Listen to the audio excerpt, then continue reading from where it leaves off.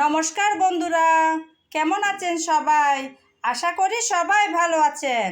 আজকে আমি নতুন একটা রেসিপি নিয়ে আপনাদের সামনে চলে আসলাম। আর সেই নতুন রেসিপিটা হলো ফাঙ্গাস মাছের রেসিপি। কিভাবে রান্না করলে যে খুব দারুণ স্বাদের দুর্দান্ত খেতে হবে সেটাই আজকে আপনাদেরকে দেখাবো। আমি কিভাবে ফাঙ্গাস মাছের রেসিপিটা করে থাকি। তো অনেকে তো পছন্দ করেন না হয়তো পাঙ্গাস মাছ খেতে। আমার মতো যদি করে থাকেন, আমার রেসিপিটা ফলো করে একবার যদি ট্রাই করে থাকেন, তাহলে কিন্তু অবশ্যই খেতে ভালো হবে। একবার হলেও ট্রাই করিয়েন।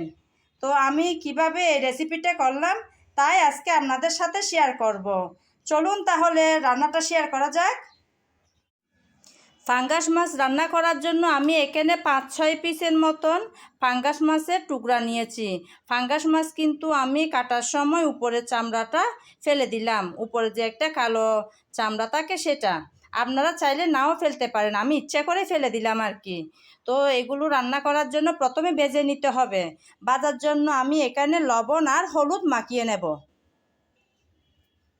স্বাদ মতো লবণ দিয়েছি, আর এখন হলুদ দিলাম। লবণ আর হলুদ ভালো করে একসাথে মাখিয়ে নেব।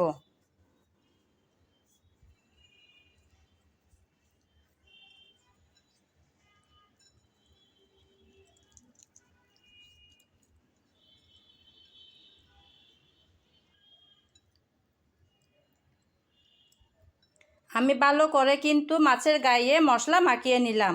এখন ভেজে নেওয়ার পালা। মাছগুলো ভাজার জন্য চুলায় আমি তেল দিয়ে দিলাম। তেল কিন্তু গরম হয়ে গেল। এই যে হলুদ আর লবণ মাখানো মাছগুলো এখন গরম তেলে দিয়ে দেব।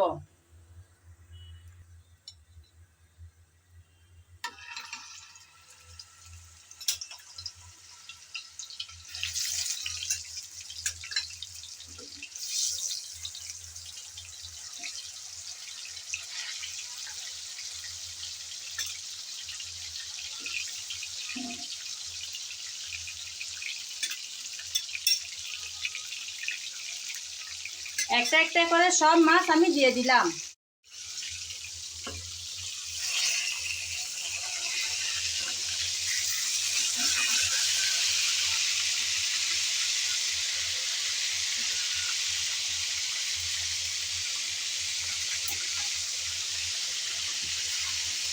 মাছের একটা পাশ কিন্তু হয়ে গেল, এখন অপর পাশটা উল্টিয়ে দিলাম।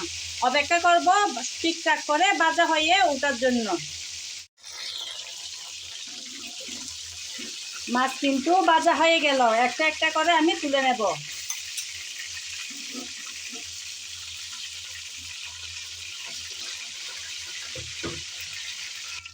সবগুলো মাছ আমি এভাবে ভেজে তুলে নিলাম। এখন রান্না করার পালা।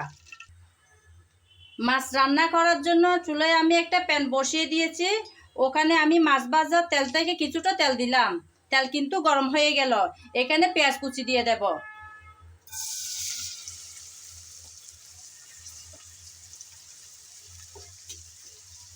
পেঁয়াজ আমি নেড়ে চেড়ে ভেজে নেব।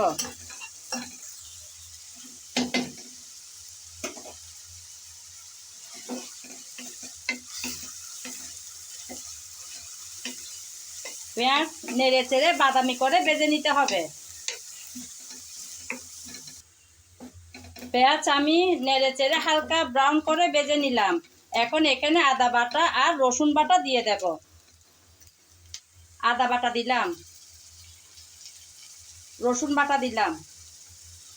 আদা রসুন এখন একসাথে পেঁয়াজের সাথে ভেজে নিতে হবে, যাতে আদা রসুনের কাঁচা গন্ধটা চলে যায়।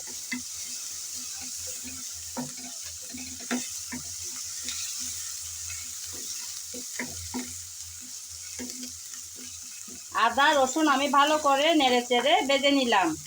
এখন এখানে আমি কিছু মশলা রেখেছি, সেগুলো দিয়ে দেব। আমি এখানে মরিচ, হলুদ, জিরা ধনিয়া পাউডার আর লবণ নিয়েছি, সেগুলো দিয়ে দিব।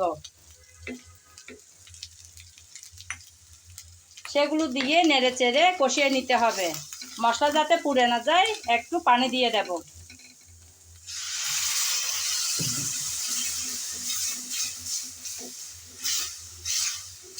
পানি দিয়ে নেড়ে চেড়ে 2-1 মিনিট ভালো করে কষিয়ে নিতে হবে।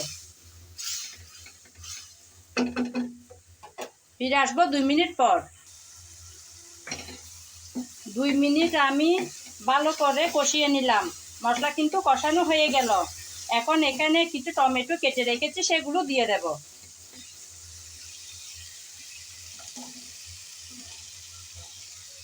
আমি একটা বড় সাইজের টমেটোকে ছোট ছোট টুকরা করে এভাবে কেটে নিলাম। টমেটো ভালো করে কষিয়ে নিতে হবে।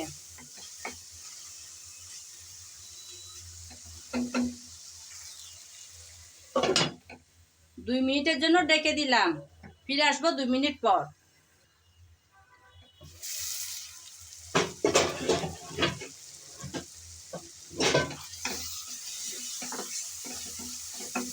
আমি 2 মিনিট ঢাকনা দিয়ে ভালো করে কষিয়ে নিলাম, মশলা আর টমেটো একসাথে।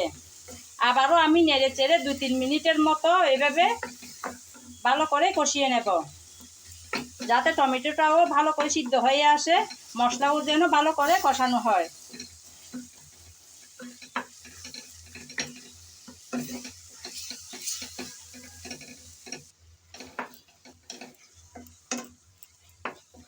মশলা কিন্তু ভালো করে কষানো হয়ে গেল, আর এদিকে টমেটো কিন্তু ভালো করে সিদ্ধ হয়ে গেল।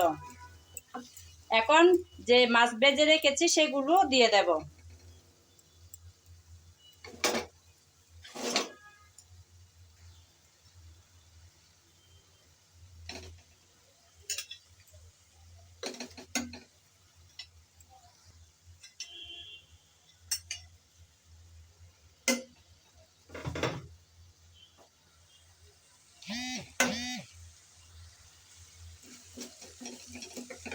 সবগুলো মাছ আমি দিয়ে দিলাম।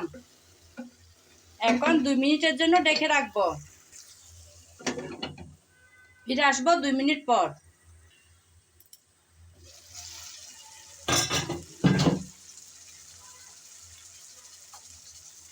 আমি 2 মিনিট পর এসে ঢাকনা উল্টিয়ে মাছগুলো এখন উল্টিয়ে দেব, আরেকটা পাশ উল্টিয়ে দেব।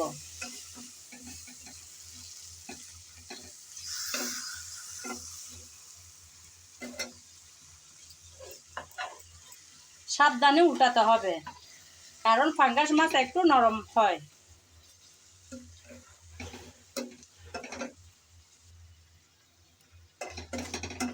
সবগুলো মাছ আমি ভালো করে উল্টিয়ে দিলাম। এখনো আমি 2 মিনিট ঢেকে রাখবো, যাতে এই পাশটাও ভালো করে কষিয়ে আসে।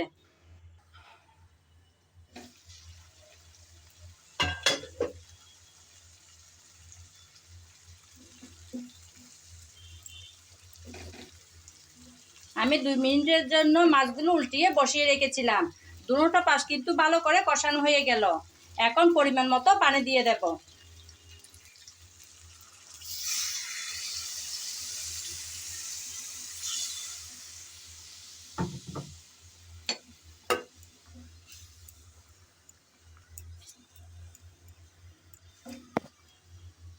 এখন ভালো করে সিদ্ধ হয়ে আসার জন্য অপেক্ষা করতে হবে। 5 মিনিট ঢেকে রাখবো।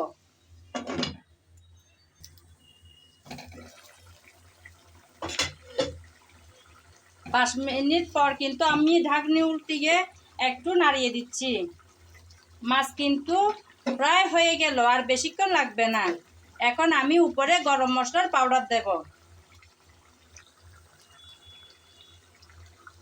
আপনারা চাইলে গরম মশলার পাউডার নাও দিতে পারেন, শুধু ধনেপাতা দিলে হয়ে যাবে। আমি এখন আবার উপরে ধনেপাতা দেব।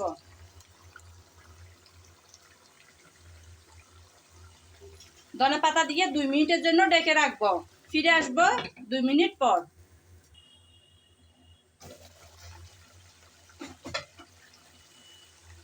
2 মিনিট পরে এসে আমি ঢাকনা উল্টিয়ে দেখলাম আমার রান্না কিন্তু একেবারে রেডি।